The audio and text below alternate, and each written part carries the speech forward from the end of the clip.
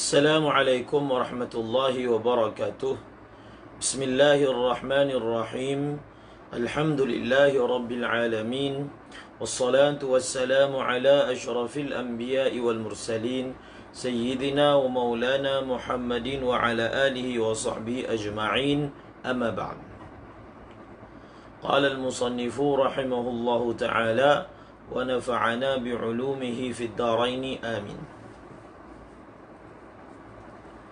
روى ابن عبد البر عن أيوب ابن صلاح المخزومي قال: كنا عند مالك إذ جاءه عراقي فقال له: يا أبا عبد الله، الرحمن على العرش استوى، كيف استوى؟ قال: سألت عن غير مجهول وتكلمت في غير معقول. Telah meriwayatkan oleh Ibnu Abdil Bar daripada Ayyub bin Salah Al-Makhzumi, beliau berkata, kami berada di sisi Imam Malik ketika beliau didatangi, ataupun tiba-tiba beliau telah didatangi oleh seorang daripada Iraq. Lalu Iraqi itu telah berkata kepada Imam Malik, wahai Aba Abdillah, Ar-Rahmanu 'alal 'arsy istawa, kaifa istawa? Tengok, kaifa istawa. Ini soalan daripada Iraqi tersebut. Kaifa istawa. Lalu Imam Malik telah berkata, sa'alta an ghairi majhulin wa takallamta fi ghairi ma'qulin. Al-Syekh Muhammad bin Ahmad Amu ada menulis risalah mentahqiq apakah riwayat yang mu'tabar yang diriwayatkan daripada Al-Imam Malik.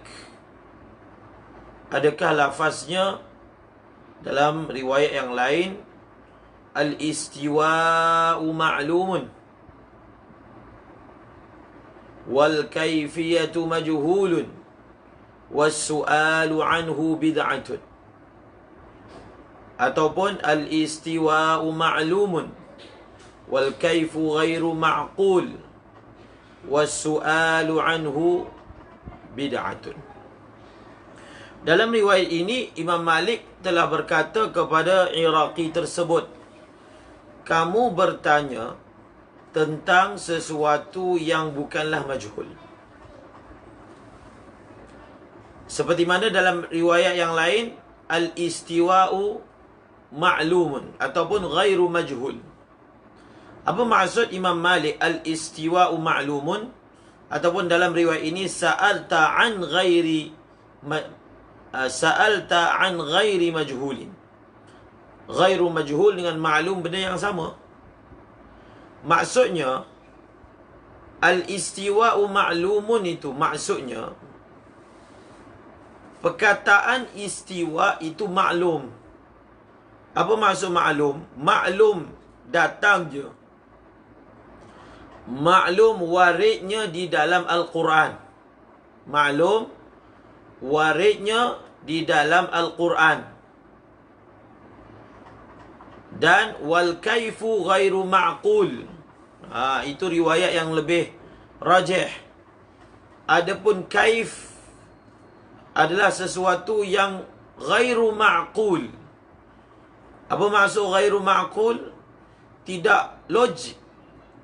Tidak logik kaif itu. Maksudnya bertanya soalan kaif tentang istawa, kerana dia adalah perkara yang ghairu ma'qul. Ghairu ma'qul. Bukan seperti yang diwar-warkan riwayat al-istiwa'u ma'lumun wal kaifiyatu majhulun. Maksudnya, mereka telah tafsirkan istiwa ini maknanya maklum. Dengan maknanya maklum. Tinggal lagi kaifiat, cara bersemayam itu yang tidak tahu. Sedangkan al-istiwa'u ma'lumun, maksudnya al-istiwa' ma'lumun wuruduhu fil Quran, fil kitab. Wal kaifu ghairu ma'qul. Kaif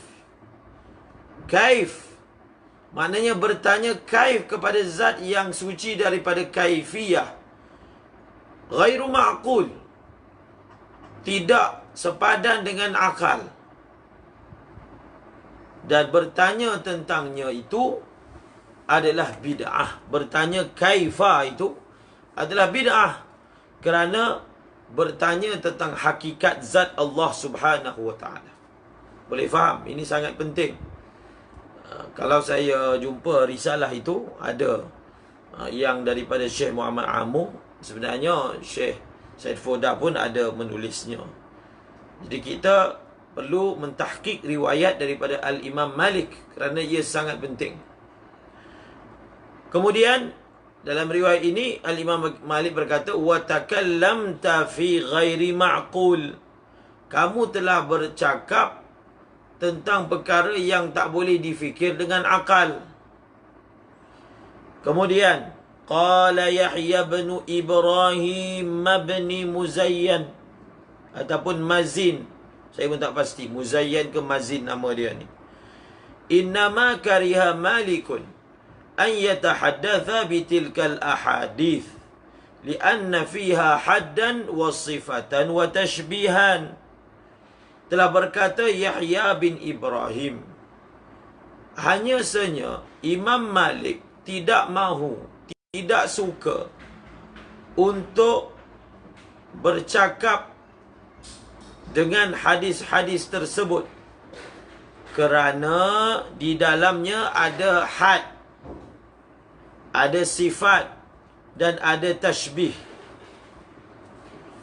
Wan najatu fi hadha al-intiha'u ila ma qala Allah azza wa jalla wa wasafa bihi nafsahu biwajhin wa yadaini wa bastin wa istiwa'in wa kalamin faqala fa aynama tuwallu fa thamma wajhullah. Tengok, wan najah, dan yang selamatnya ataupun keselamatan pada perkara ini adalah apa? Al-intiha'u, terhenti ataupun berhenti kepada apa yang Allah sebutkan. Maknanya yang paling selamat kita sebut seperti mana yang disebut. Seperti apa? Al-intiha'u ila ma qala Allah. Keselamatan dalam perkara ini adalah di dalam berhenti pada apa yang telah difirmankan oleh Allah dan menyifatkan akan dirinya dengan sifat tersebut,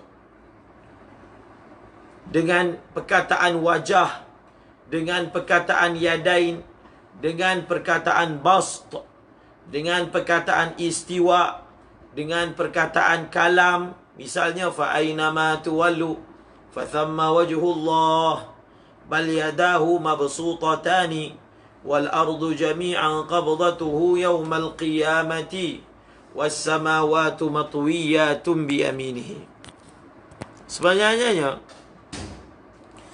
ini yang menyebabkan berlaku salah faham. Sebab orang yang memerhati riwayat daripada salaf, lihat salaf kata al-intihau ila ma qala Allah wa wasafa bihi nafsahu. Yang paling selamat adalah terhenti pada apa yang Allah menyifatkan dirinya dengannya. Dia sifatkan dengan wajah, yadain, bas, istiwa, kalam. Maka kita berhenti setakat itu sahaja.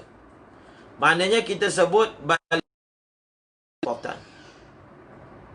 Satu perkara yang selalu diingatkan pada orang yang ingin memahami perkara ini. Tidak ada ayat yang menisbahkan perkataan yad secara tunggal, ain secara tunggal, melainkan dia datang dalam keadaan murakkab dengan qarinah-qarinah. Tidak ada ayat yang menyebut lahu yadani. Tidak ada lahu ainani, lahu wajhun. Ayat-ayat yang datang, dia datang dalam bentuk fa aina ma tuwallu fa thamma wajhullah. Dia datang dalam ayat yang lengkap. Al-Imam Al-Ghazali menyebut dalam kitab Al-Iljamul Awam an Ilmil Kalam, menyebut dia punca masalah ini ialah apabila kamu telah cerakinkan, kamu telah asingkan, kamu telah mengatakan Allah ada tangan. Mana ada ayat Al-Quran yang menyebut perkataan lahu yadan? Tak ada. Tak ada. Yang ada qalbul mu'min baina isbi'aini min asabi'ir rahman. Dia datang dalam bentuk murakkab dengan siyak dan qarinah-qarinah yang lain, yang bukan tujuannya datang nak isbatkan yad itu secara tunggal, tetapi dia datang dalam rangka, macam contohnya bal yadahu mabsutatan. Kalau kita tengok betul-betul ayat sebelum, ayat selepas, wa qalatil yahudu,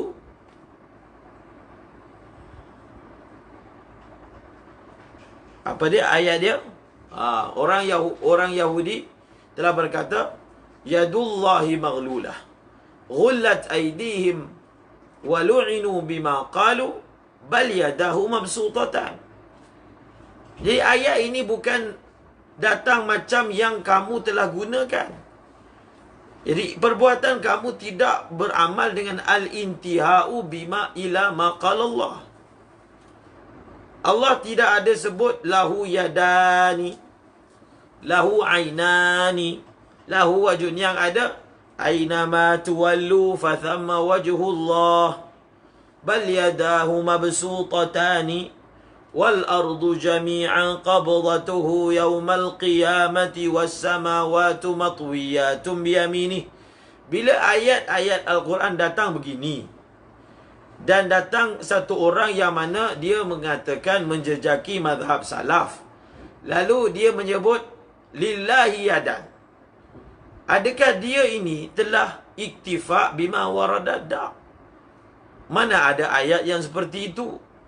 Kalau dia ingin sebut seperti yang dalam Quran sebut. Wal ardu jami'an, dalam konteks itu. Kalau nak sebut iyad dalam konteks bagaimana ia datang, bukan ditajridkan. Dan faham? Wa qala ar-rahmanu 'alal 'arsy istawa falyaqul qailun bima qala Allah walyantahi ilaihi. Dan hendaklah seorang itu berkata seperti yang Allah sebutkan, dan dia berhenti kepadanya. Jangan sebut, ada beza satu orang sebut Ar-Rahmanu 'alal 'arsy istawa dengan Allahu jalisun wa mustaqirrun 'alal 'arsy. Itu tidak mengamalkan al-intihau ila ma qala Allah. Kalau nak sebut Ar-Rahmanu, Allah Ta'ala berfirman Ar-Rahmanu 'alal 'arsy istawa. Kena datangkan perkataan istiwa itu bersama dengan ayat-ayat, perkataan-perkataan lain yang Al-Quran datang bersama dengan perkataan tersebut. Barulah mengamalkan al-intihau ila ma qala Allah. Wala ya'duhu, jangan melangkawinya, jangan menambah pula. Daripada sini menunjukkan Allah bersemayam. Kita terjemah bahasa Kelantan, sila lendek. Itu dah berlebihan. Kemudian tambah lagi, duduk secara tetap dan menyentuh. Menyentuh pula arash ataupun tak menyentuh. Jadi mumasah, istiqrar ni semua tak datang dalam nas. Tidak datang dalam nas. Apabila tidak datang dalam nas, telah menjangkaui ataupun melangkaui nas. Sedangkan sepatutnya yang dibuat, wala ya'duhu, jangan melangkaui nas. Wala yufassiruhu, dan jangan mentafsirkannya. Jangan tafri'kan. Jangan sebut pula bahawasanya Allah meletakkan Muhammad di sebelahnya, di sebelah arash. Na'udzubillahi min dhalik. Wala yaqul kaif, dan jangan dia berkata kaif. Itu pun tak boleh. Bid'ah. Fa inna fi dhalikal halaka. Maka kerana sesungguhnya di dalam yang demikian itu. Yang demikian itu apa? Yang demikian itu pertama, ya'du, melangkaui. Yang kedua, yufassiru. Yang ketiga, al-qawlu bi kaif, bertanya dengan soalan kaifah. Yang pertama apa? Mujawazatuhu, melangkaui daripada sekadar yang datang dalam nas. Yang kedua, tafsirkan pula. Yang ketiga, bertanya pula kaifah. Lianna Allah Ta'ala kallafa abidahu al-iman bit-tanzil wa lam yukallifhum al-khawda fi at-ta'wil alladhi la ya'lamuhu ghairuhu. Ini perkataan siapa ni? Ini perkataan siapa ni? Ini perkataan Yahya bin Ibrahim kan dalam kitab Tamhid. Kerana Allah Ta'ala mentaklifkan hambanya yang kita ditaklifkan beriman dengan Quran. Quran sebut begitu, kita sebut begitu. Kita baca begitu. Dan tidak mentaklifkan mereka, iaitu hamba, untuk berbincang, masuk ke dalam takwil yang tidak mengetahui akan dia melainkan selain Allah. Nampak tak? Ini contoh tafsiran tafwid. Tengok tafsiran tafwid yang mana tidak membenarkan ta'wil. Yalah, benda tu khilaf kan, boleh tak boleh. Tetapi tengok tafsiran tafwid itu adalah alladzi la ya'lamu ghairu. Jangan masuk dalam ta'wil dan tafsirkan yang mana tidak mengetahui maknanya selain daripada Allah. Tak ada siapa yang tahu maknanya melainkan Allah. Jadi kita sebut macam disebut dalam Al-Quran, dengan lafaznya, dengan siaknya, dengan perkataan sebelum dan selepasnya. Jangan mengasing dan mencerakinkannya. Bas, berhenti. Itulah salaf. Fanzur, kata Syekh Sa'id Fudah, fanzur wa tama'an fi hadzal kalami tara anna al-qauma kanu yajtanibuna at-tashbiha كما يجتنبون الموت والهلاك والمنع من الخوض في هذه الأمور إنما هو والمنع من الخوض في هذه الأمور إنما هو دفع للتشبيه في أي معنى كان وبما مر يكون قد ثبت النهي عن التشبيه في الكتاب والسنة وأقوال العلماء من السلف ثبوتا قطعيا خلافا لمن ادعى غلطا أنه لم يرد النهي عن التشبيه في الكتاب والسنة. Maka cuba kamu perhatikan dan renung perkataan ini. Kamu akan melihat bahawasanya mereka, iaitu salafus salih, menjauhkan diri daripada tashbih seperti mana mereka menjauhkan diri daripada kematian dan kebinasaan. Wal man'u, dan bermula menghalang daripada berbincang perkara-perkara ini hanya sahaja adalah untuk tujuan menolak tashbih pada mana-mana makna dan dengan perkara yang telah lalu sabitlah larangan daripada tashbih melalui Al-Quran, sunnah dan perkataan ulama' daripada kalangan salaf dengan sabitan yang kuat. Berbeza dengan orang yang mendakwa secara salah bahawasanya tiada datang sebarang larangan daripada tashbih, sama ada di dalam Al-Quran dan di dalam hadis Nabi sallallahu alaihi wasallam. Jadi baru dibawa dua teks daripada Imam Malik, daripada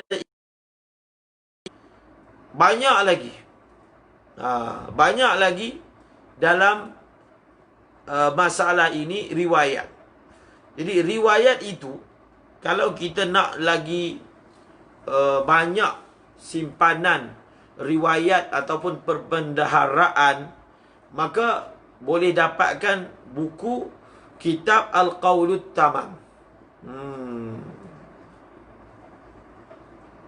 Al-Qawlut Tam, iaitu yang dikarang oleh Saiful Asri. Maka dibawa puluhan nusus daripada zaman awal sampai yang terkemudian berkaitan dengan apa, tafwid. Boleh lihat secara mewah kita akan dapati dalam kitab tersebut. Saiful Asri, boleh lihat, pengarang moden. Ada di share oleh sahabat saya Ustaz Zulfadli Afandi. Itu kitab itu lagi mewah dan diterangkan apa maksud. Sebab dia datang dengan pelbagai lafaz daripada salaf ini. Lafaz yang datang antaranya macam disebutkanlah Amir Ruha Kama Ja'at. Misalnya kan, Amir Ruha Kama Ja'at. Ataupun lafaz daripada Imam Ahmad bin Hanbal, lafaz daripada Imam Tirmizi, lafaz daripada Imam Bukhari. Jadi cuba fahami apa maksud lafaz tersebut dan apakah sebenarnya tahqiqnya mazhab salaf dalam masalah ini. Seterusnya muka surat 24, At-tanbihu ala aqwalin fasidatin li ba'dil firaqil mubtadi'ah. Qala asy-Syahrastani i'lam anna jama'atan kabiratan minas salafi kanu yuthbituna lillahi ta'ala sifatin azaliyatan min al-ilmi wal-qudrati wal-hayati wal-iradati wal-sam'i wal-basari wal-kalami wal-jalali wal-ikrami wal-judi wal-in'ami wal-'izzati wal-'azamati wa la yufarriquna baina sifati al-dhati wa sifati al-fi'li bal yasuquna al-kalama sawqan wahidan wa kadhalika yuthbituna sifatin khabariyatan mithlu al-yadaini wal-rijlaini wa la yu'awwiluna dhalika illa annahum yaquluna bitasmiyatiha sifatin khabariyah. Walamma kanat al-mu'tazilatu yanfuna as-sifati was-salafu yuthbitun summiya as-salafu sifatiyatan wal-mu'tazilatu mu'attilatan. Fabara fi ithbati as-sifati ila haddi tashbihi bi sifati al-muhdathat واقتصر بعضهم على صفات دلت الأفعال عليها وما ورد الخبر فيه فافترقوا فيه فرقتين منهم من أول على وجه يحتمل اللفظ ذلك المعنى ومنهم من توقف في التأويل وقال عرفنا بمقتضى العقل أن الله تعالى ليس كمثله شيء فلا يشبه شيئا من المخلوقات ولا يشبه شيء منها وقطعنا بذلك إلا أن لا نعرف معنى اللفظ الوارد فيه مثل قوله تعالى الرحمن على العرش استوى ومثل قوله تعالى خلقت بيدي ومثل قولي وجاء ربك إلى غير ذلك ولسنا مكلفين بمعرفة تفسير هذه الآيات وتأويلها بل التكليف قد ورد بالاعتقاد بأنه لا شريك له وليس كمثله شيء وذلك قد أثبتناه yaqinan.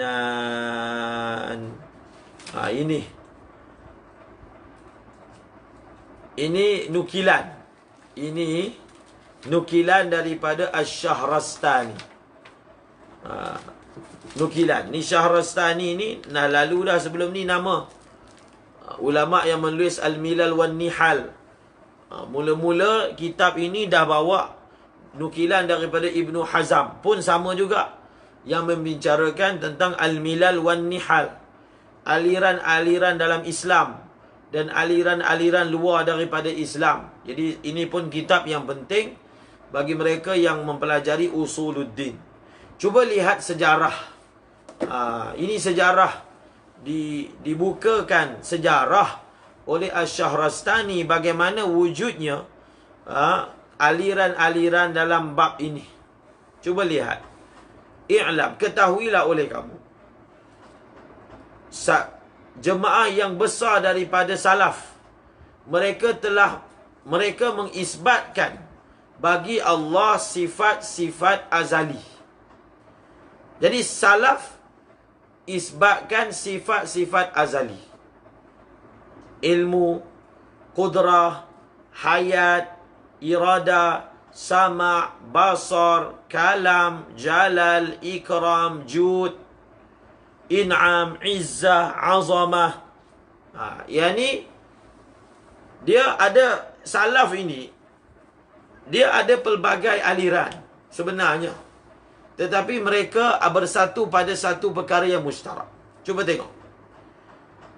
Satu kumpulan yang besar daripada salaf menisbahkan kepada Allah sifat-sifat yang azali. Menisbahkan kepada Allah sifat mengetahui, sifat berkuasa, sifat berkehendak, sifat mendengar, sifat melihat, sifat kalam, sifat memuliakan, sifat mengurniakan, sifat kemuliaan, agung, keagungan. Mereka nisbahkan semua ni. Semua ni sifat-sifat azali. Dan kumpulan salaf ini tidak membezakan di antara sifat zat dan sifat fi'il. Dia sebut sekaligus, sekali harum, tanpa buat perincian. Yang ini sifat zat, yang ini sifat fi'il. Disebut sekali je. Itu masalah cara mentaksim. Maksudnya, semua sifat-sifat ini adalah sifat bagi Allah. Dan sifat-sifat ini bersifat azali. Sama ada sifat-sifat itu sifat fi'il. Macam in'am. In'am, mengurniakan, itu dipanggil sifat fi'il. Mengurniakan, ihya, dipanggil sifat fi'il. Dan ada sifat zat. Macam contohnya, hayah, hidup, qudrah. Itu dipanggil sifat zat. Maknanya mereka sebut tanpa buat pembahagian. Itu satu. Bal yasuqunal kalama sauqan wahidan. Bahkan mereka ini menyenaraikan ataupun menyebut, mereka membawa perkataan mereka itu sekaligus. Tanpa kata sifat Allah terbagi kepada dua, sifatul zat dan juga sifat fi'il, sifatul af'al. Itu satu. Maknanya itu masalah taksim. Macam kita kalau belajar sifat 20, kita sebut sifat wujudiyah, sifat salbiyah, sifat ma'ani, sifat ma'nawi. Dia taksim itu bukan menunjukkan ta'addud al-qudama, bukan menunjukkan zat yang qadim ataupun benda yang qadim ni banyak. Itu hanya masalah taksim. Dia lebih kepada masalah teknikal pengajian. Semua itu sifat Allah. Tak kisahlah dia sifat zat ke, sifat af'al ke. Tetapi ketika kita nak mengajar, maka oleh kerana setiap sifat itu ada yang mempunyai ciri khas yang tertentu, sebagai perincian disebutkan. Tetapi salaf dia tak nak. Dia sebut sekaligus, bawa perkataan itu sekaligus. Begitu juga mereka mengisbatkan sifat khabariyah. Sifat apa? Sifat khabariyah.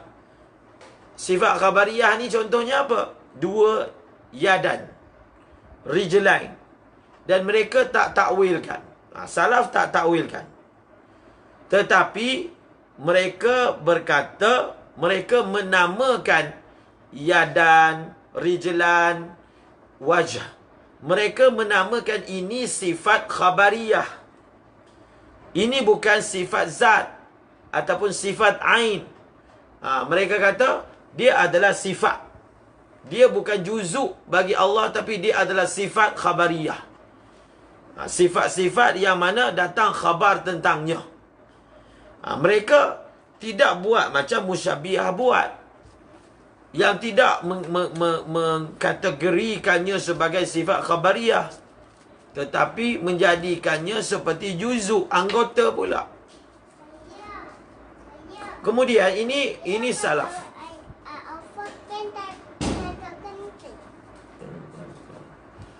Kemudian tengok, masa zaman betul-betul salaf, zaman Imam Malik, belum rancak lagi ni Mu'tazilah ni. Belum diimport lagi ilmu mantik masuk. Walamma kanatil Mu'tazilah. Cuba tengok, faham sejarah dia.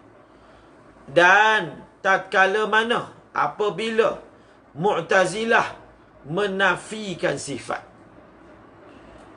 sedangkan salaf mengisbatkannya. Jadi Mu'tazilah, dia oleh kerana banyak sangat pakai logik, sifat-sifat yang diisbatkan dinafikan. Salaf mengisbatkan, Mu'tazilah menafikan. Bila berlaku satu period zaman seperti itu, salaf digelar, maksudnya dimasukkan, digelar sebagai aliran sifatiyah. Mu'tazilah dinamakan aliran Mu'attilah. Dia pada waktu awal tenang, benda ni tak ada masalah. Tetapi bila timbul Mu'tazilah, sebab itu kita kata masalah boleh mempelajari ilmu kalam ataupun tidak. Kalau ada salaf kata tidak boleh, seperti yang diriwayatkan daripada Imam Syafi'i dan lain-lain, sehingga memfatwakan supaya orang ini ditakzir. Kita perlu faham, fatwa ini bergantung kepada apa? Waqi' dan tasawur yang khas. Saya dah sebut sebelum ini, keadaan ilmu kalam semasa zaman Imam Syafi'i, segi keperluannya dan segi penglibatannya dan tasawurnya, adakah sama seperti Asy'ari? Adakah sama kedegilan ataupun penguasaan Mu'tazilah? Cuba lihat pada zaman tersebut bagaimana Al-Mu'tazilah yang telah menguasai kerajaan, yang telah menyebabkan imam-imam seperti Al-Imam Ahmad bin Hanbal diseksa. Jadi oleh kerana pada zaman itu ilmu kalam telah menerbitkan aliran-aliran seperti ini, maka dicela orang yang mempelajari ilmu kalam. Keadaan tidak sama semasa zaman Imam Abu Hasan Al-Asy'ari dan zaman sebelumnya, keadaan tidak sama. Jadi masalah perkataan Imam Syafi'i itu masalah fatwa. Fatwa dia ada illah, senang saja kita jawab. Walaupun memang sarih Imam Syafi'i mencela ilmu kalam.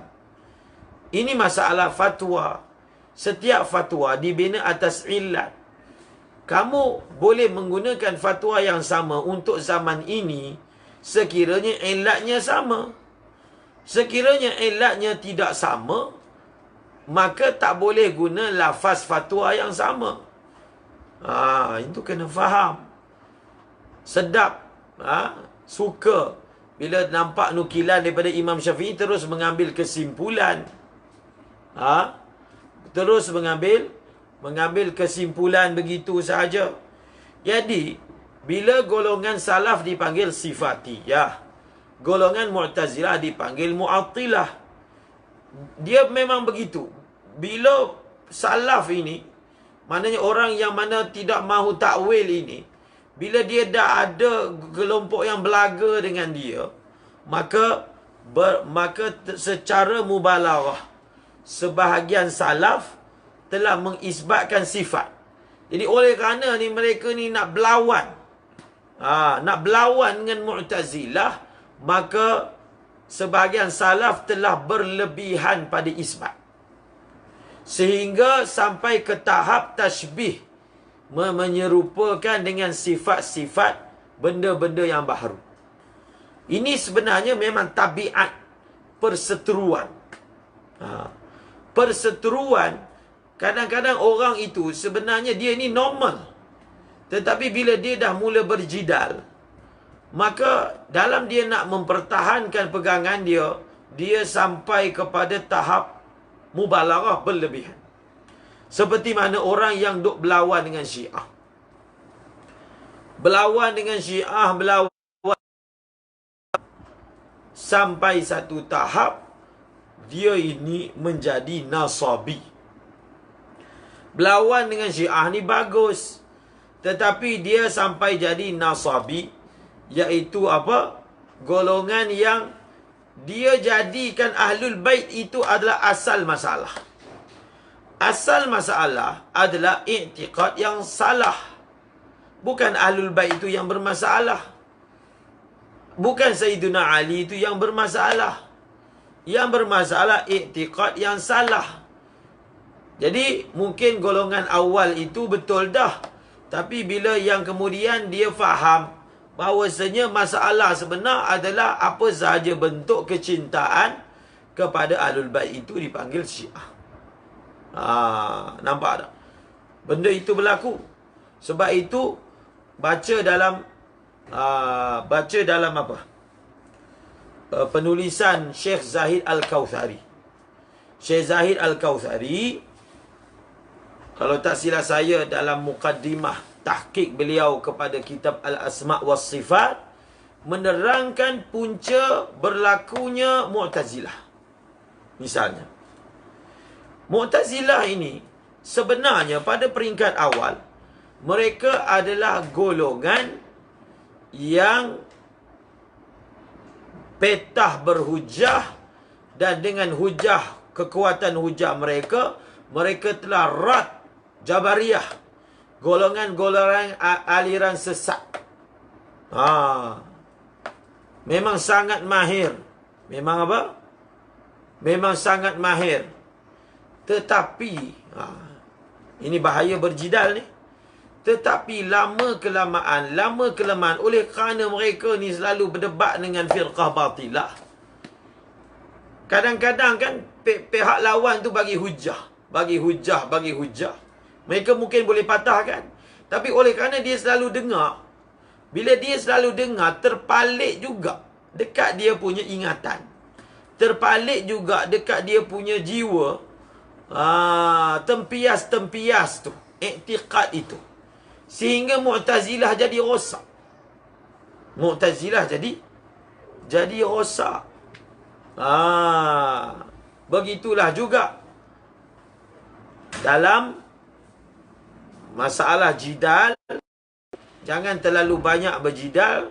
Kadang-kadang hujah daripada khasam itu yang kita pula tak boleh jawab, melekat pula dalam hati kita, kita benarkan.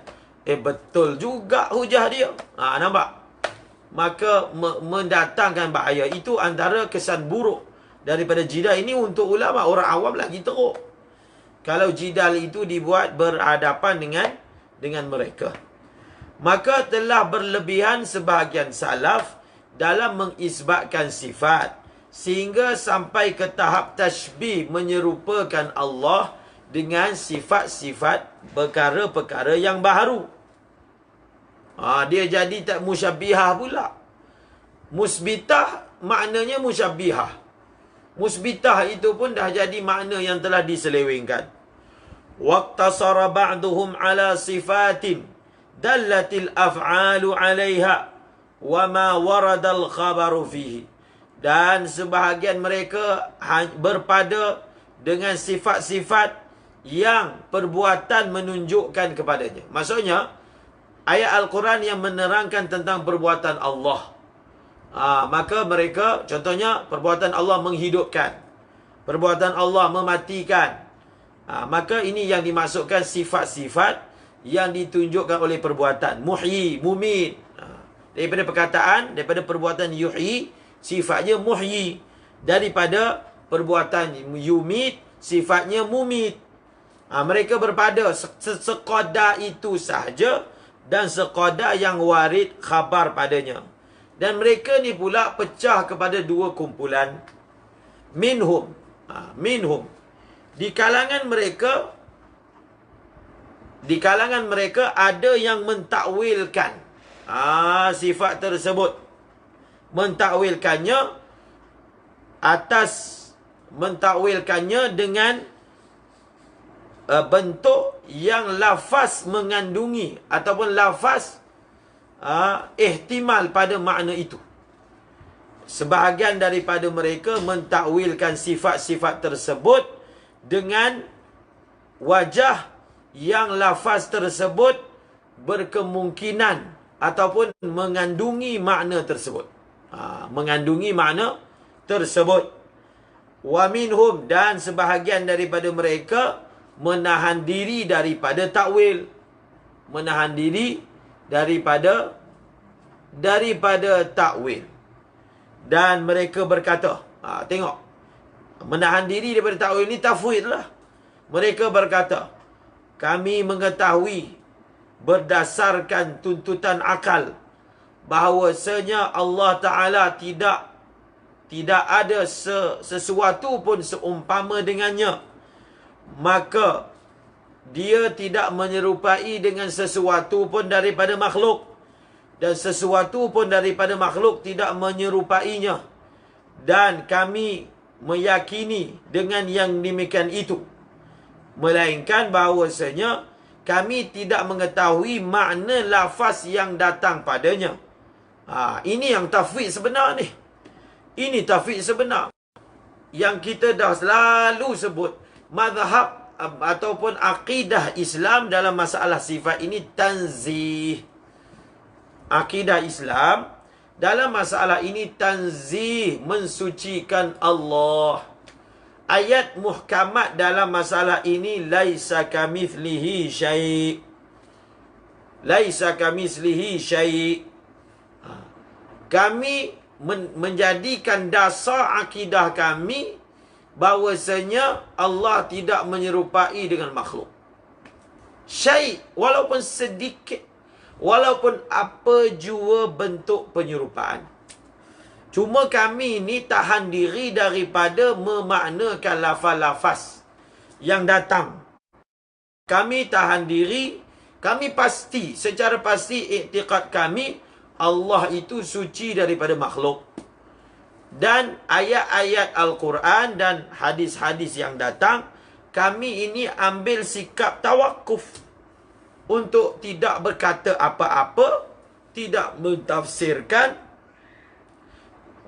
tetapi dan kami tidak mengetahui makna lafaz yang warid. Contohnya Ar-Rahmanu 'alal 'arsy istawa. Contohnya khalaqtu biyadayya. Contohnya waja'a rabbuka, dan lain-lain. Dan tidaklah kami dibebankan, ditaklifkan untuk mengetahui tafsiran ayat-ayat ini dan takwilannya. Balit taklifu qad warada bil i'tiqadi bi annahu la syarika lahu wa laysa kamithlihi syai'un wa dhalika qad athbatnahu yaqinan. Faham betul-betul mazhab salaf. Kita tidak dibebankan untuk tahu tafsirannya dan takwilannya.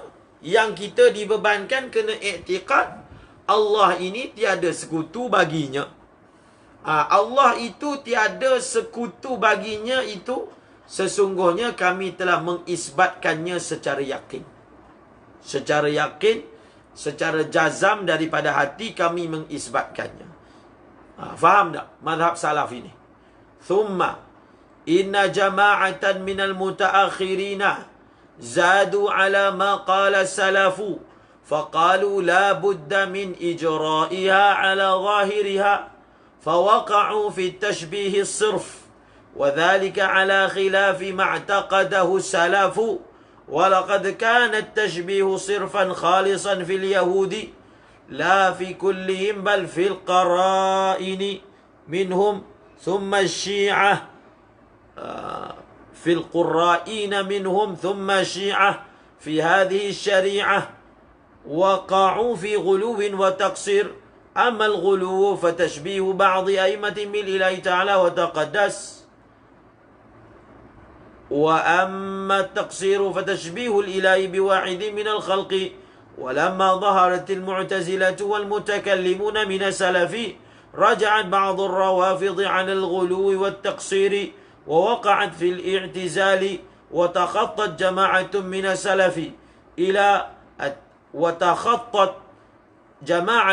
السلف إلى التفسير الظاهري فوقعت في التشبيه وأما السلف الذين لم يتعرضوا للتأويل ولا تهدفوا للتشبيه فمنهم مالك بن أنس رضي الله عنه إذ قال الاستواء معلوم والكيفية مجهولة والإيمان به واجب وسؤال عنه بدعة ومثل أحمد بن عمرو وسفيان الثوري وداود بن علي الأصفهاني ومن تبعه.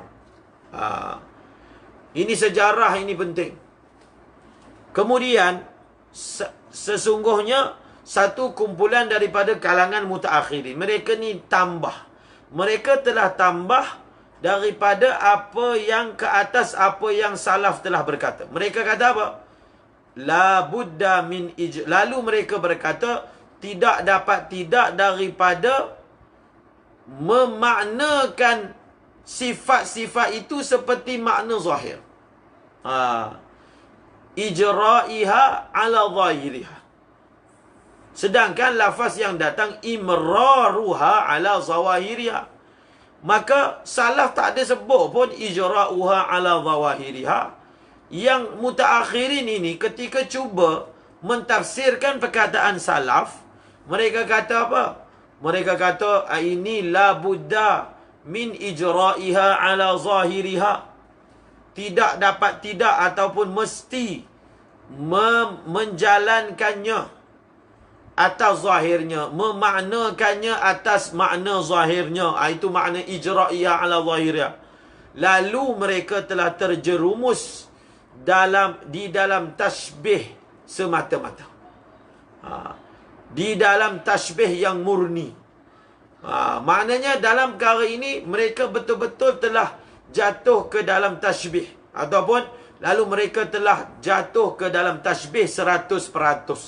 Sirf, khalis, tanpa syubhah lagi. Ini adalah tasbih. Mana yad itu kita maknakan, ijra'kan atas zahirnya. Zahir daripada yad maknanya tangan. Kita kata tangan. Wajah itu maknanya muka. Kita kata muka, anggota muka ni. Wadhalika, yang demikian itu. Yang demikian apa? Yang demikian tashbihi sarf ataupun ijra'iyah ala dhariyah, yang demikian itu bertentangan dengan apa yang diiktikad oleh salaf. Kemudian dibawa lagi. Sebenarnya, ingat balik mula-mula kita baca asal usul tashbih. Yang terjerumus dalam tashbih ini adalah siapa? Adalah Yahudi. Adalah Yahudi. Sesungguhnya tashbih murni dan solid pada orang Yahudi. Bukan pada semua mereka, tetapi pada golongan Qura'in. Mungkin Qura'in. Dia ada satu aliran dalam Yahudi. Minhum. Qura'in minhum minal Yahud. Maksudnya bukan semua Yahudi, tetapi dalam kelompok Qura'in. Mereka ini apa? Memang betul-betul tasbih Allah dengan makhluk. Kemudian Syiah. Syiah pun jatuh dalam tasbih yang apa? Sirfan khalisan. Kemudian Syiah di dalam syariat ini, maksudnya dalam agama Islam, Syiah mereka telah terjerumus, mereka telah jatuh di dalam ghulu dan juga taksir, berlebihan dan juga kecuaian. Adapun berlebihan perbuatan mentashbihkan, menyerupakan sebahagian imam-imam mereka dengan ilah dengan Allah Ta'ala yang maha suci. Dan adapun taksir pula, dia ada ghulu, dia ada taksir, dia ada ifrat, dia ada tafrid. Ifrat mereka ni apa? Ifrat mereka adalah mereka ini telah samakan imam 12 itu dengan Tuhan. Tafrid pula, mereka punya kecuaian pula adalah apa? Meninggikan makam makhluk, itu dipanggil ghulu. Menurunkan makam Tuhan, itu dipanggil taksir. Meninggikan makam makhluk, ada makhluk makam dia dah macam Tuhan, seperti imam 12. Dan Tuhan pula makamnya turun. Makamnya turun dengan diserupakan dengan mana-mana makhluk. Dan apabila munculnya Mu'tazilah dan mutakallimun daripada kalangan salaf, sebahagian daripada Rafidah telah berpatah balik daripada ghulu dan juga taksir, dan mereka terjerumus di dalam akidah Mu'tazilah. Ini sejarahnya. Jadi ghulu taksir, tapi dengan sebab berhujah dengan Mu'tazilah, berhujah dengan mutakallimin, sebahagian daripada Syiah Rafidah ni, dia taubat. Dia taubat tapi dia jadi Mu'tazilah. Dia jadi Mu'tazilah. Wa takhattat jama'atun. Takhattat ni maksudnya melangkau. Satu kumpulan daripada salaf telah melangkau daripada hanya mengisbatkan zahir, melangkaui kepada tafsir, telah mentafsirkan zahir, lalu mereka terjerumus dalam tashbih.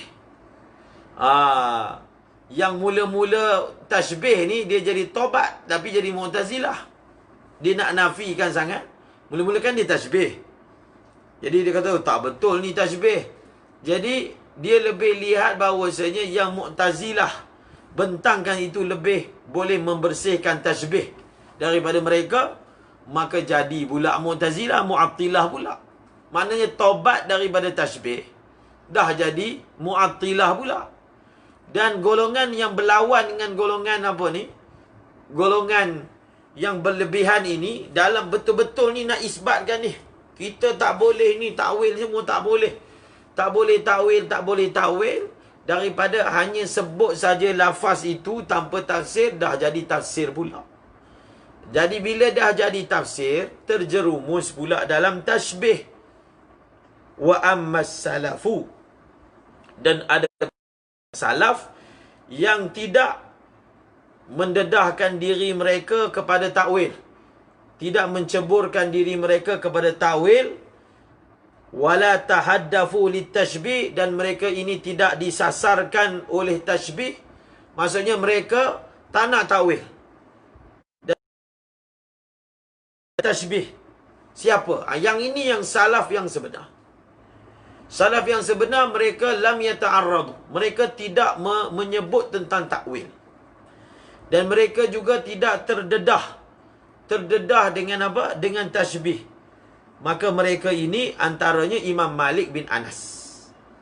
Imam Malik bin Anas berkata, al-istiwa'u ma'lumun wal kayfiyatu majhulah wal imanu bihi wajibun was su'alu anhu bid'atun. Nama yang lain seperti Imam Ahmad bin Hanbal, Sufyan Sauri, Daud bin Ali al-Asbahani dan lain. Habis, intaha. Ini riwayat ni, tadi kan saya dah bagi tambih kan. Contohnya Asy-Syahrastani telah membawa riwayat tentang Imam Malik itu dengan lafaz wal kaifiyatu majhulah.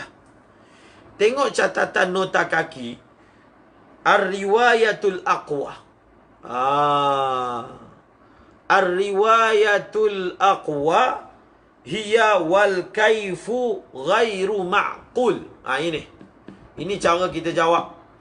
Ini cara kita jawab bila mereka membawa perkataan Imam Malik ini, riwayat yang lebih kuat ialah wal kaifu ghairu ma'qul. Apa maksud wal kaifu ghairu ma'qul? Wal kaifu ghairu ma'qulin nisbati ila Allah. Wa amma ala kauniha wal kaifu majhulun kama huna fayumkin an yakuna ma'naha wal kaifu majhulun nisbah ila Allah Ta'ala wa ma kana majhulun nisbah ilaihi fahuwa ghairu ma'qul wa yajibu nafruhu. Jadi dia kalau atas riwayat wal kaifiyatu majhulah, kita takwilkan riwayat tu. Kita takwilkan riwayat itu supaya dia sama dengan riwayat yang lebih kuat. Riwayat yang lebih kuat daripada Imam Malik adalah wal kaifu ghairu ma'qul. Kaif ini sesuatu yang tak boleh difahami secara logik. Bagaimana boleh nisbah kepada Allah kaif? Sesuatu yang tidak boleh ditanya dengan kaif. Bila ditanya dengan kaif, maka dia jadi tak logik. Macam contohlah, satu orang ditanya, Ahmad ni, bulan ni dia keluar haid berapa hari? Berapa hari dia keluar haid? Ahmad lelaki. Nak bertanya berapa hari keluar haid, dia kena sabitkan dulu yang ditanya itu jenis memang boleh keluar haid. Yang ditanya itu boleh keluar haid, barulah betul soalan berapa hari dia keluar haid. Kalau memang asalnya dia tak keluar haid, soalan berapa hari dia keluar haid tu dah jadi tak betul. Tetapi dia bukanlah mustahil segi akal, dia mustahil segi adat. Yang kita bicara ini mustahil segi akal. Sebab itu bila orang tanya soalan siapakah yang menjadikan Allah, siapakah yang menjadikannya ni, soalan ini hanya boleh ditanya kepada selain Tuhan. Maksudnya orang yang tanya soalan itu, dia tidak faham definisi Tuhan. Dia seolah-olahnya bertanya soalan macam ni: siapakah yang menjadi Tuhan yang tidak dijadikan oleh sesiapa? Sebab bila sebut sahaja God, bila sebut sahaja ilah, maksudnya uncreated, tidak dicipta. Itu maksud dia. Kalau dia fahamlah definisi. Kecuali orang yang dah terpalit dengan tasbih, dia duk faham Tuhan ni macam yang dia faham, maka dia rasa soalan tu betul. Tapi orang yang memahami makna Tuhan, kalau ada soalan siapakah yang menjadi Tuhan, menjadikan Tuhan, dia dipanggil tanaqud dalam soalan. Dia ada apa? Tanaqud dalam soalan. Soalan itu kalau kita pecahkan, tafsiran, dia punya makna dia macam ni: siapakah yang menciptakan Tuhan yang tidak dicipta daripada siapa? Siapakah yang menciptakan sesuatu yang tidak dicipta? Itu kan tanaqud antara kepala ayat dengan hujung ayat. Okey? Ataupun berapa harikah haid keluar daripada Ahmad yang tak keluar haid? Jadi kamu kata dia tak keluar haid, betul tanya soalan berapa hari keluar haid? Itu yang dimaksudkan wal kaifu ghairu ma'qulun nisbah. Kaif ini tidak boleh difahami dengan akal, boleh dinisbahkan kepada Allah. Tak boleh. Itu kalau atas riwayat wal kaifu ghairu ma'qul. Atas riwayat wal kaifu majhulun ataupun majhulatun, maksudnya kaif itu tidak diketahui nisbahnya kepada Allah. Sesuatu yang tidak diketahui boleh dinisbahkan kepada Allah, maka dia termasuk dalam ghairu ma'qul. Jadi kena faham. Kalau atas riwayat wal kaifu majhul, ini cara pemahaman dia. Atas riwayat wal kaifu ghairu ma'qul, itu jelas. Habis. Wa qala ma khulasatuhu, ini masih lagi kalam Syahrastani. Inna jama'atan min asy-syi'atil ghaliyati wa jama'atan min ashabil hadisil hashawiyati sarrahu bitashbih. Qalu inna ma'budahum suratun dhati a'dha'in wa ba'd, imma ruhaniyatun wa imma jismaniyah. ويجوز عليه الانتقال والنزول والصعود والاستقرار والتمكن وأجاز الحشوية على ربهم الملامسة والمصافحة وحكي عن داود الجواربي عنه قال أعفوني من اللعية والفرج واسألوني عما وراء ذلك وقال إن معبوده جسم ولحم ودم وله جوارح وأعضاء من يد ورجل ورأس ولسان وعينين ومع ذلك جسم لا كالأجسام ولحم لا كاللحوم ودم لا كالدماء وكذلك سائر الصفات وهو لا يشبه شيئا من المخلوقات ولا يشبهه شيء. Ni yang last kita baca. Kita tengok macam mana tajsim ni dia boleh bawa sampai ke mana. Semalam pun saya dah sebut golongan yang terjebak dalam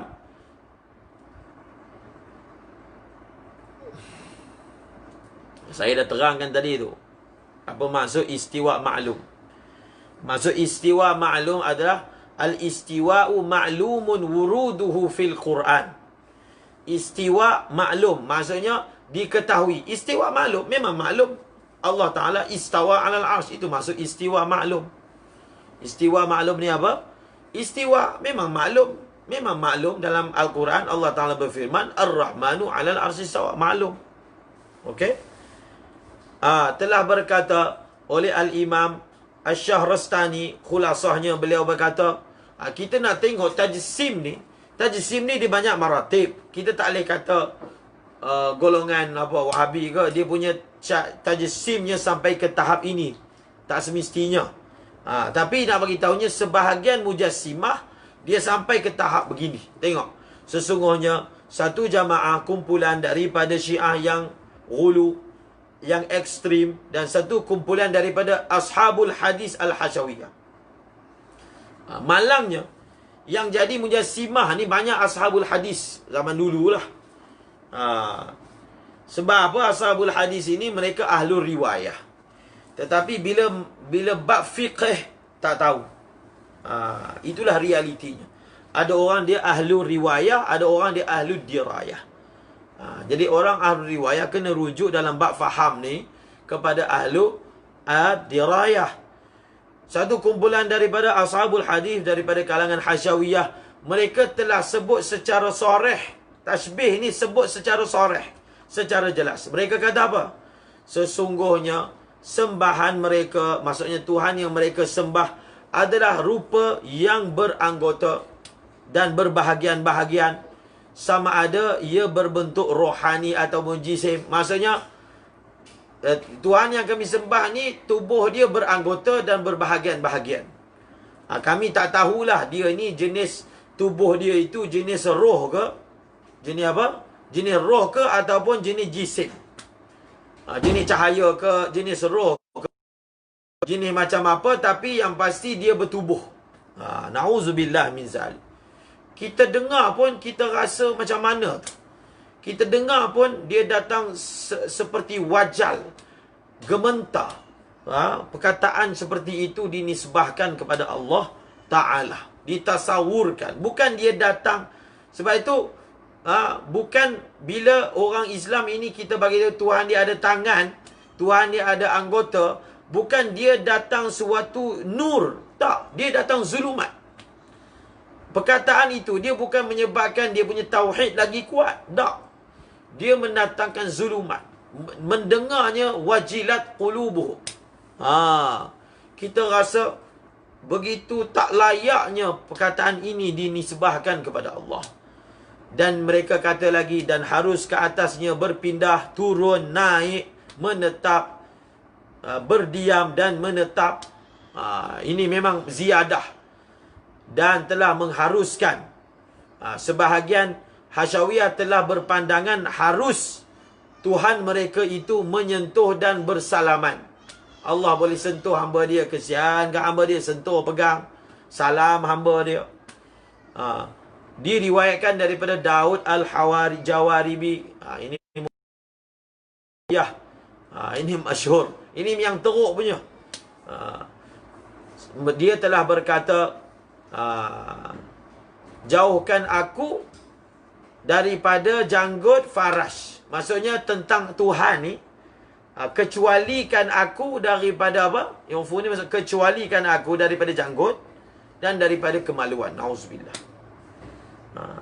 Dan kamu boleh tanya aku selain daripada itu. Maksudnya kamu nak tanya Allah ini ada tangan? Ya, ada tangan. Ada wajah? Ya. Ada kaki? Ya. Ada jari? Ya. Ada muka? Ya. Ada mata? Ya. Ada mulut? Ya. Jangan sebut dua je. Yang pertama apa? Lihya, janggut. Yang kedua faraj. Na'udzubillah min zalik. Waqala, ini Daud Al-Jawaribi. Dia telah berkata, sesungguhnya Tuhan sembahannya jisim, daging, darah, dan dia mempunyai anggota dan bahagian tubuh daripada tangan, kaki, kepala, lidah, dua tangan, bersama dengan itu. Jadi golongan Hasyawiyah ini, yang sebahagiannya memang betul-betul nisbahkan jisim pada Allah. Bukan jisim je, semualah anggota. Semua anggota yang terlibat semua nisbahkan. Tapi bila kita hujahkan dia nak buat pelepas dia. Dia rasa kami ni sebenarnya tauhid kepada Allah, kami tidak menyekutukan Allah. Dia punya cara ayat pelepas dia, mereka kata apa? Wa ma'adzalika, bersama yang demikian itu, maksudnya bersama dengan dia itu berjisim dan beranggota. Cara ayat pelepas dia seperti mana salah satu cara dia, ada tangan tapi tak tahu bentuk tangan. Jadi adakah kamu ingat, kamu sebut begitu, kamu cukup untuk mentanzihkan Allah? Dia rasa dah selamat dah dia. Bila dia kata Allah ada tangan tapi kita tak tahu macam mana hakikat dan bentuk tangan.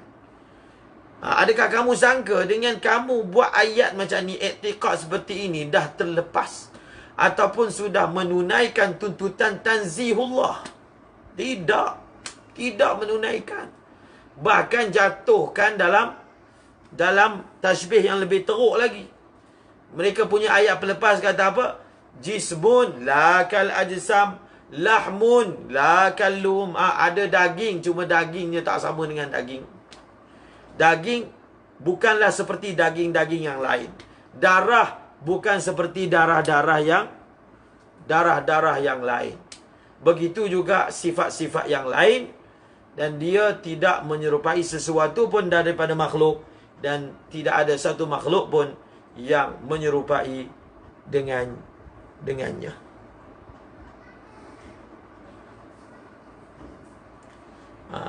Dan terakhir, baca nota nombor 1. Kata Syekh, lahis, cuba kamu perhatikan, anna ad-da'iyat al-akbar li madhhabil mujassimah fi hadzal 'asri wa huwa Ibn Taymiyah yaktubuhu bi kutubihi allati u'ida nashruha wal i'tina'u biha qad qala bi jami'i hadhihi al-umuri fa qala bi anna Allah ta'ala lahu a'dha'an wa ajza'an wa annahu yulamisu al-khalqa wa annahu yantaqilu min makanin ila akhara wa annahu yanzilu wa yas'ada wa yas'adu wa yastaqiru 'ala 'arsyi haitsu innahu 'indahu jalisun wa mutamakkinun 'alayhi wa anna Allah ta'ala 'inda Ibn Taymiyah jismun mujassam muntashirun fil ab'ad walau hududun fi jami'il jihad fa huwa ghairu muntashir fil ab'ad ila la nihayah kama yaquluhu ba'dul mujassimah wa kullu hadha awdahnah wa dallalna 'alayhi fi kitabina al-kashif as-saghir. Ini yang terakhir. Jadi hati-hati orang yang mana berbangga mengikut Ibn Taymiyah. Cuba baca betul-betul apa i'tiqad Ibn Taymiyah. Kata Syekh Said Foda dalam ta'liq, perhatikanlah, sesungguhnya pendakwah yang besar kepada mazhab Mujassimah di zaman ini adalah Ibn Taymiyah. Dia dakwah dengan apa? Dengan kitab-kitabnya yang telah diulang cetak, telah diulang penyebarannya dan diambil berat dengannya. Maksudnya bila munculnya Saudiyah, sebenarnya kitab Ibn Taymiyah ni dah tenggelam dah. Siapa yang mula mempopularkannya balik? Saudiyah. Ambil berat betul, sebarkan, cetak. Sesungguhnya Ibn Taymiyah telah menyebut semua perkara tadi. Kita ingatkan Ibn Taymiyah dia mujassimah biasa, tetapi beliau telah sebut semua perkara tadi. Ini bukan tuduhan, ini ada tahqiq tentangnya. Ini Syekh Saifuddin kata. Dia sesungguhnya dia telah berkata, sesungguhnya Allah itu ada a'dha, ada anggota, ada bahagian. Wa annahu, dan dia itu bersentuhan dengan makhluk, dan dia berpindah daripada satu tempat ke tempat yang lain, dan dia turun dan dia naik, dia menetap di atas arash. Dia menetap di atas arash, di tempat yang dia duduk di sampingnya, dan menetap di atasnya. Bukan sekadar istawa itu macam mana, tak. Istawa tak tahu macam mana, tak ditafsirkan lagi. Duduk atas arash, melekat, menetap di samping. Itu bukan salaf. Kalau dah sampai pergi tafsir itu bukan salaf. Dan apa lagi? Dan sesungguhnya, kata Ibn Taymiyah, Allah Ta'ala itu adalah jisim yang besar dan tersebar di setiap penjuru, dan baginya batas-batas dan sepadan pada sekalian arah. Maknanya memang beliau telah menisbahkan jisim pada Allah. Jisim yang besar, mujassam. Yang mana jisim itu besar, tersebar di setiap sudut. Dan jisim itu ada penghujungnya. Walaupun besar, tapi dia ada klimak dia. Besar sampai mana. Dan besar itu di seluruh arah. Dan menurut beliau, bukanlah jisim Allah itu, dia itu maksudnya jisim Allah bukanlah tersebar di penjuru sehingga tiada had. Sebahagian mujassimah mengatakan jisim Allah ini berjisim, tetapi saiz jisimnya itu besar infinity, tiada had. Ibn Taymiyah tak, ada had batas, ada had pula, batas. Semua ini kami telah jelaskannya dan kami telah buktikannya dalam kitab kami Al-Kashifus Saghir. Saya dah bagi isyarat kepada kitab ini, Al-Kashifus Saghir. Jadi bila kita nak kalau kita nak rak lah dengan niat yang ikhlas, kita kena tahqiq dulu yang betul ke itu akidah pegangan Ibn Taymiyah. Pastikan dulu. Setelah pasti baru boleh rak atas yang pasti. Maka perkara ini telah diselesaikan dan telah dimudahkan oleh Dr. Said Fudah dalam kitab Al-Kashifus Saghir. Kitab itu bukan kitab rak. Kitab itu beliau hanya menyenaraikan dari sumber prima, sumber asal. Apakah sebenarnya dalam masalah begini, apa sebenarnya? Kita tahqiq tanpa takwil. Apakah sebenarnya akidah Ibn Taymiyah dalam masalah ini? Dan setelah dibuktikan, maka di kitab yang lain rad itu dilakukan.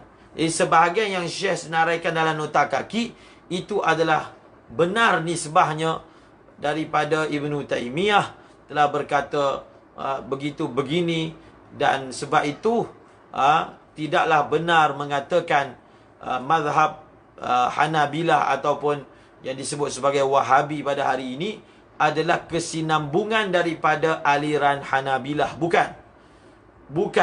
Dia bukan kesinambungan daripada aliran Hanabilah. Tidak lain, tidak bukan. Dia adalah meneruskan legasi Ibn Taymiyah saja. Sepatutnya sudah pupus dah nama ini, bahagian dalam bab akidah ini, tetapi dihidupkan semula.